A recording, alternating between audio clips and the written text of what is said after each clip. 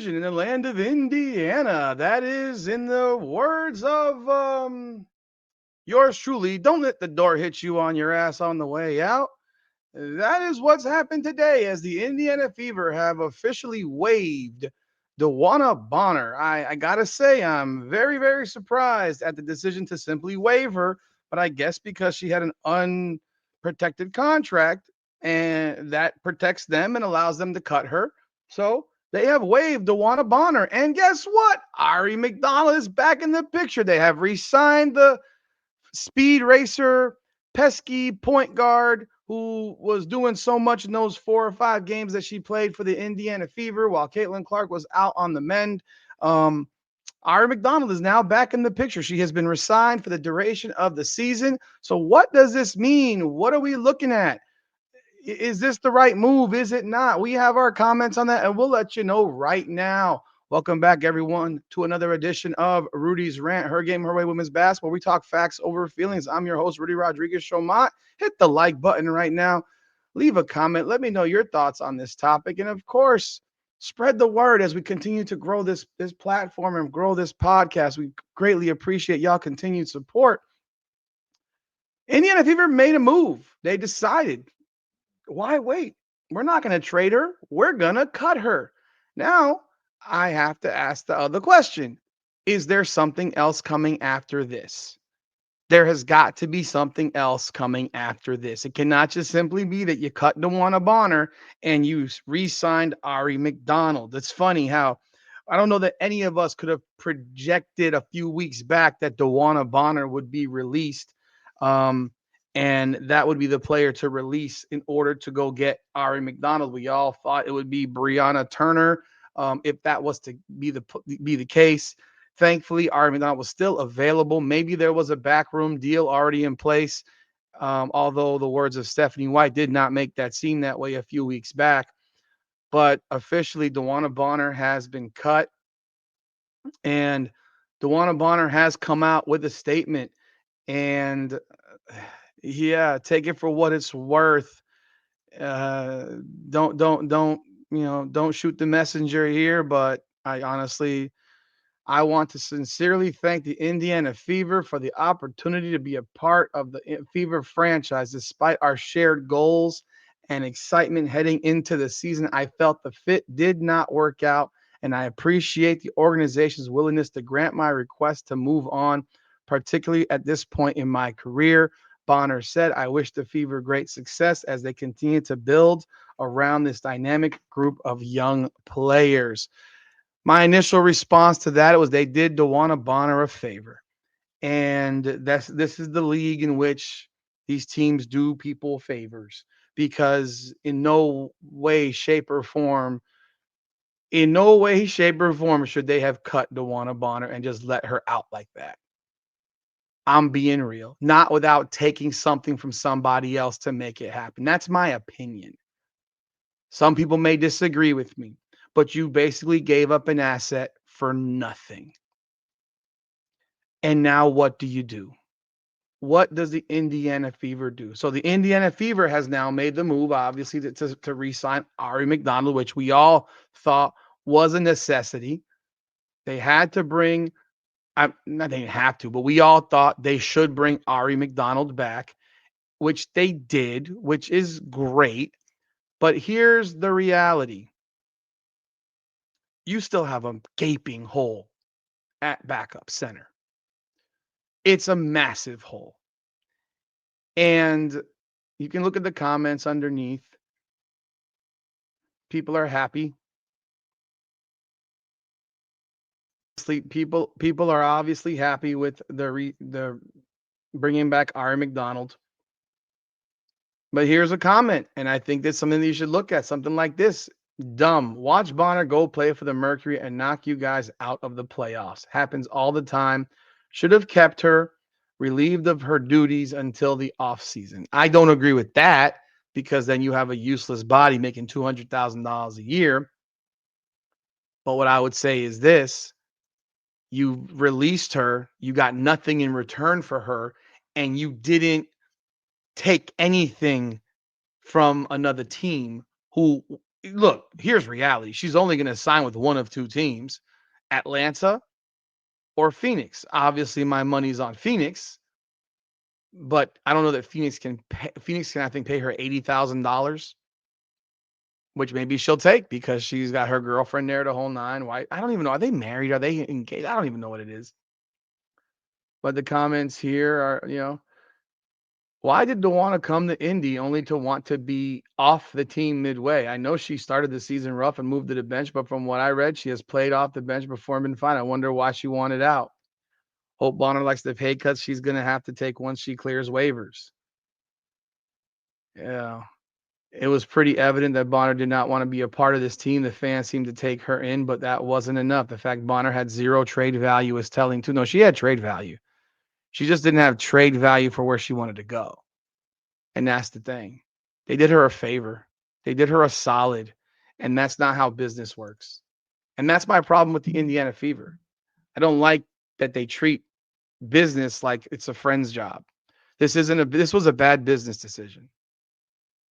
You can disagree with me. This is a bad business decision. And the reason I say it's a bad business decision once again is if she goes over to the Phoenix Mercury had to give up nothing to get her. She's going to be plug and play with Phoenix. She's going to step right in. Her Alyssa Thomas is there. They know everything about each other. She's going to step right in Phoenix and be comfortable. She could step in Atlanta and be comfortable. The reality is this: you gave her up for nothing. You better have a plan of action to bring someone in. Where are you getting that player? You just let go of a 6'4" wing. What are you going to do?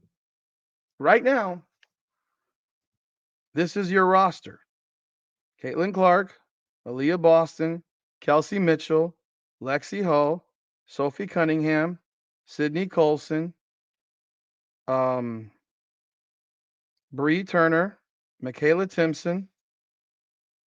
So that's 1, 2, 3, 4, 5, 6, 7, 8. Aari McDonald, Damaris Dantas. Am I missing somebody? Natasha Howard. They have 11 players on their roster. They now have $150,000 in open cap space at the very least because they just cut $200,000 in salary. To bring back Aari McDonald couldn't have cost them more than 50 grand. And then they still had some cap room. So they have a good 150 to 180,000 in cap room right now to sign somebody. So they can finally have a 12-man roster. Keep in mind, Damaris Dantas is not available for the next 5 games. So you have a team right now that has one big and a bunch of littles. And a useless player in Bree Turner, a player in Michaela Timpson that Stephanie White clearly refuses to play. So you have a whole bunch of guards and no bigs beyond Aaliyah Boston. Aaliyah Boston gets into foul trouble. What are you going to do? What are you going to do? If Aaliyah Boston's in foul trouble, what happens? You have nothing off the bench. Natasha Howard's now your center. Bree Turner is now your center. Bree Turner weighs 170 pounds, 175. So you now have a backup point guard, a real backup point guard. I think this makes it Aari McDonald the immediate backup point guard. Sydney Colson becomes the 3. She's the third point guard. She may not like it, but that's what it's going to be. Sid Colson will be the third point guard. But you need to have another move, and you have to have another move in play. What is that move? Last night in the live that I did, I mean, people were talking about Messiman, who's over in Europe. Forget what Emma Messiman, the Belgian basketball player. She's 6'5", 6'4". She's a talented basketball player. She's 32 years old. She's not young. She's not old. Could she be someone that, I mean, she averaged, and while she was in the WNBA, she averaged 12 points per game over her career in Washington and Chicago. She's had some success in the playoffs. She's a player that if you could bring her back, that's now an option. But are they going to do it? And that's where it comes back down to this conversation of you made this move, you better have a second move. You better have a second move. If you do not have a second move, then you just literally gave away a 6'4" wing for nothing. And you did her a favor. Is this the business that you're in and doing favors?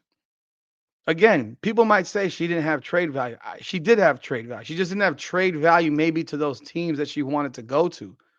So I can only hope, crossing fingers, that there is something coming down the pike, down the pipe or whatever you want to call it, coming that something else is coming that they're gonna make a move to bring in a big. Because Aaliyah Boston is a foul prone player. And if you're playing 6'2" as your big, and even with the games that are coming up on the schedule, they're going to be smaller than everybody. Their front line will be smaller than everybody. They play the Sparks. Azare Stevens is on that team. De'Erica Hamby's on that team. Rakea Jackson's on that team. They got bigs on that team. They're bigger than the Fever. Then you got Dallas. Now Dallas lost all their bigs. I mean, although they did bring in Lee Yaru, who has been playing well for Dallas. You got Vegas. You got the Sparks again. You got Golden State. Then you get Atlanta. Now you're really small. Atlanta's way bigger than you. So then you have the Liberty back to back, back to back games. The 16th and the 22nd. Those are back to back technically, but they're not back to back days. Um, you need size, and unless you're going to play run and gun basketball and push the pace, but that's not clearly what Stephanie White wants to do. So I'm very happy to have Aari McDonald back on the roster. It's very important to have a legitimate backup point guard who can push tempo and keep and help be competent at the position. But at the same time, there needs to be more. This cannot be it. If this is all that Indiana does, you just gave away a player for free. And some team that is competing and is a contender is going to pick her up for virtually nothing. If you look at it right now, Phoenix is the 3rd seed, Atlanta's the 4th seed. That's big. I know people think she don't like her, and people have become are not a fan anymore. But in the right situation, she's gonna be very, very helpful to a team, and you just gave her away for nothing. If I'm Aaliyah Boston right now, I'm going scorched earth on DeWanna Bonner. I'm voicing a whole bunch of shit on DeWanna Bonner now. DeWanna Bonner is gonna hear my wrath. You talk shit about me when you came in, you raggedy. You talk shit about me when you came in. You made it a point to talk about me in the press conference about how good do I want to be? How good do you want to be? You quitting ass. You quit. You're a quitter.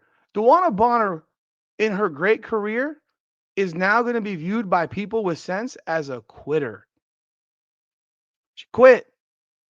And Indiana gave her an out. Tell me about them personal reasons again, people.